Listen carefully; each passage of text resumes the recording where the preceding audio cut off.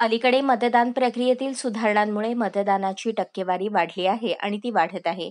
Electronic voting मशीन्सचा वापर आणि मतदान प्रक्रिया सुलभ झाल्यामुळे मतदानाची टक्केवारी वाढली आहे. 2014 पूर्वी बहुतेक लोकसभा निवडणुकीत सरासरी 60% मतदान झाले होते. तथापि 2014च्या लोकसभा निवडणुकीपासून मतदानाच्या टक्केवारीत मोठी वाढ झाली आहे आणि ती कायम राहण्याची शक्यता आहे. 2014 आणि 2019 लोकसभा निवडणुकांमध्ये मतदान अनुक्रमे 66 आणि 67% जास्त होते. इतर समुदायांच्या तुलनेत मुस्लिम आपला अधिकार अधिक सावधपणे वापरतात. जर आपण कल पाहिला तर 2014 आणि 2019च्या लोकसभा निवडणुकीत आसाममधील धुबरी लोकसभेची जागा देशात अव्वल होती. 2014 मध्ये धुबरीमध्ये मतदानाची टक्केवारी 88.36 होती, जी 2019 मध्ये 90.66% वाढली. यावेळी म्हणजेच 2024च्या लोकसभा निवडणुकीत मतदानाची ही टक्केवारी 92.1% झाली आहे.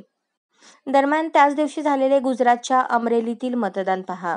येथे हिंदू लोकसंख्या 93.1% आहे तर मुस्लिमांची लोकसंख्या 6.5% आहे.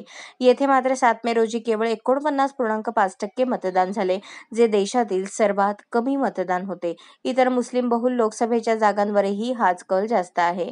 बिहारमधील 40 लोकसभा जागांपैकी मुस्लिम बहुल लोकसभा जागांवरही मतदानाचा कल जास्त आहे. 2014 मध्ये यूपीमध्ये सहारनपूर, कैराना, अमरोहा आणि मुझफ्फरनगर अशा जागा होत्या जिथे सर्व जागांमध्ये मतदानाची टक्केवारी सर्वाधिक होती. यावरून हे सिद्ध होते की राज्यांमध्ये राष्ट्रीय स्तरावर असण्याबरोबरच जास्त मतदानासाठी ओळखल्या जाणाऱ्या जागाही मुस्लिम बहुल आहेत. अशाच नवनवीन अपडेटसाठी जनता राज्य न्यूज चॅनलला सबस्क्राईब करा, लाईक करा आणि शेअर करायला विसरू नका.